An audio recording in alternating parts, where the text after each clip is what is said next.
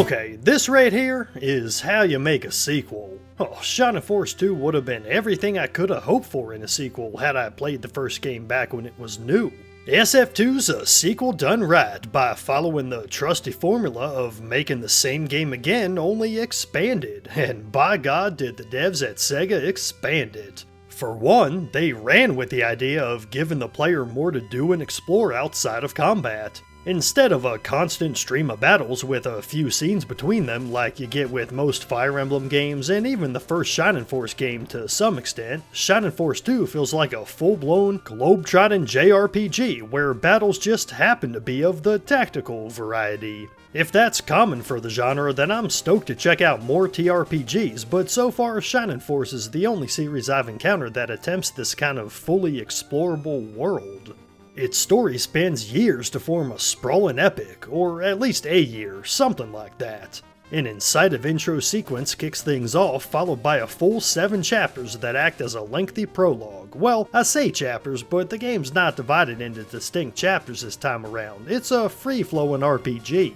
Anyway, the intro sets up the conflict to come with plenty of action and intriguing unresolved plot details. Yeah, this game ain't all about the strategy. I cared about the people of Grand Seal and their plot to retake their kingdom and seal off the evil King of the Devils, who they accidentally freed, by the way. One character, Adler, stands out as a fascinating, mysterious lad who gets developed slowly over the course of the story in a satisfying, blink-and-you'll-miss-it way. There's not much to his character, though he's key to the plot, and there's a good reason for both. An impressive amount of effort went into fleshing out SF2's lore. Apparently, the guidance titles for the Game Gear delve even more into the backstory. I've got a feeling I'll need to check out their remakes as part of Shining Force CD soon. I'm more keen on discussing gameplay on this channel though, so I won't get into the plot details much further, except to say Shining Force 2 surprised me by actually keeping my interest in the goings-on.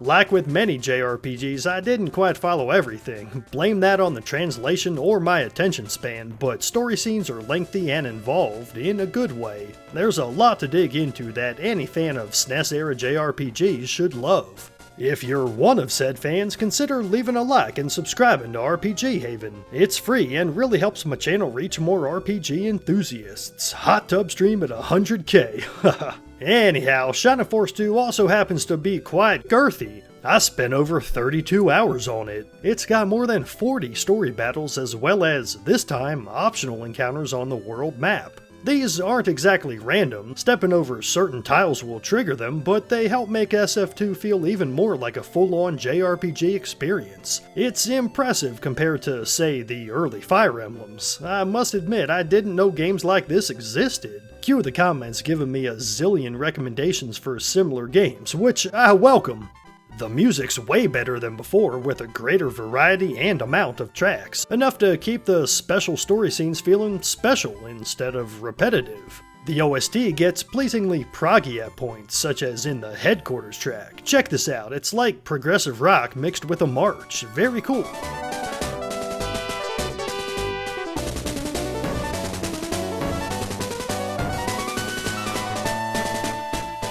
I still wouldn't call the soundtrack ultra memorable overall, but it fits the game perfectly, packing in little touches that tickle my music-inclined mind. That new party member join jingle full of all that Genesis warmth is particularly catchy.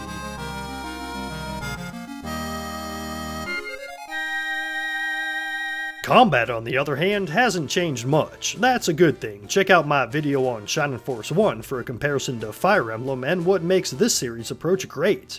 The sequel does have a few new tricks up its sleeve, however. For example, the poison status now sticks with characters between battles, a neat mechanic to make things a little more punishing.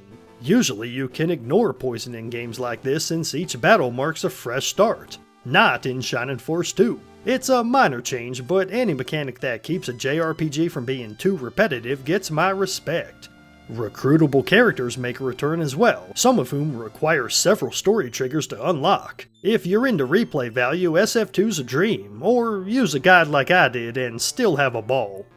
Vibrant, detailed backgrounds spruce up the combat resolution screens, new enemies and unexpected situations come at a nice rate, but Shining Force 2 really sets itself apart with its spot-on pacing. This may be one long game, especially on a first playthrough, but it moves at a breezy yet thoughtful clip, taking care to spend enough time on each story section without letting dialogue grow stale.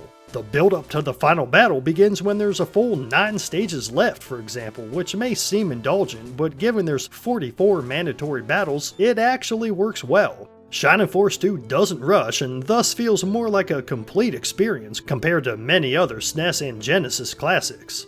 The whole game looks pretty damn great too, with awesome detailed character portraits that animate during cutscenes, but in general it's not a huge step up from its predecessor. Even by the time the first game was released, the Genesis, or Mega Drive for my non-American friends, had been around for years, and Sega, as you might expect, knew how to get the most out of their system. What a shame they rushed out the Saturn, huh? While I'm being flippant, might as well address the few problems I had with the game. There's a lot of reused battle maps here, which may be common for normal JRPGs, but not so much in TRPGs, so it's disappointing to see. The translation is mostly good, but never amazing. Sometimes it's bad in a standout way, like Evil Spirit being translated so literally when we would never name something that in English. Finally, combat's still too easy on normal, tougher than the first game, though not by much. I know I could up the difficulty, but I like to play games on normal to get what I can only assume is the developer's intended first playthrough experience. And well, the tried and true strat of sticking with one main party the whole time works better here than ever, particularly when you give a lot of XP to strong units like Peter in Anthropomorphic Phoenix or Kazim the Mage. There's nothing earth-shaking about the combat overall, it's just fun, not to mention addictive. I finished the game over the course of a few nights, even though I played for over 30 hours, I couldn't put it down. Either I've only played the best of the best TRPGs, or this genre's my kryptonite. Resisting the urge to move on to the next chapter at 2 AM is a fight I too often would lose. Indeed, before I knew it, I'd reached the beautiful fairy tale ending, capping off one of the best JRPGs I've played since going all in on the genre. If you like TRPGs, Shining Force 2 is a must-play. To be frank, I'd call this one of the few series where you truly can skip the first game and not miss anything at all. Shining Force 1 is no doubt solid as hell, but if you're a more discerning player who doesn't have that OCD need to play every entry in the series, absolutely go straight to this one. It's bigger, better, and longer, oh baby, while offering a gratifying story requiring no knowledge of the original to enjoy. Well damn, every sequel should be this ambitious. Thanks for watching. I've been Leon from RPG Haven. Leave a like for that algorithm, subscribe for more videos on RPGs of all kinds, let me know your thoughts on Shining Force 2 in the comments, and have a blessed day.